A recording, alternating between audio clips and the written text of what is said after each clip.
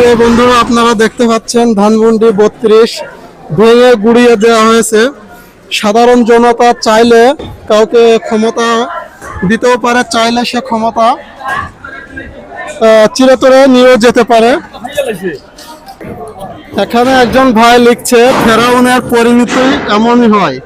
আসলে ফেরাউনের বিজনেস ছিল তরমুজের, আর আমাদের এদের বিজনেস ছিল 2 নম্বরই দুর্নীতি, রাজনীতি।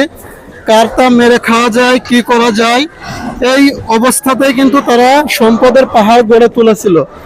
দেখেন এখানে কিন্তু পুরো পুড়িয়ে দেওয়া হয়েছে, তার কিন্তু কালি লেগে আছে, দেখতে পাচ্ছেন। ধানমন্ডি 32 একদম ক্ষত বিক্ষত অবস্থায়, সবকিছু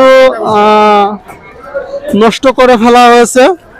তো আসলে অন্যায় করলে তাকে শাস্তি পেতে হবে, এটা স্বাভাবিক। তো এই ছিল আমাদের সর্বশেষ অবস্থা। আপনারা দেখেন কি মানে খারাপ খারাপ ভাষায় কথা লিখেছে, শুধু বিক্ষুব্ধ জনতা তার মনের রাগ এখানে কিন্তু প্রকাশ করছে।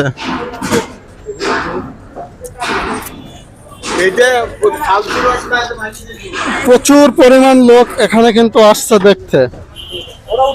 তো যে যেরকম পারছে সেই সেরকম সাধারণ জনতা, শ্রমিক লুটপাট করে নিয়ে যাচ্ছে।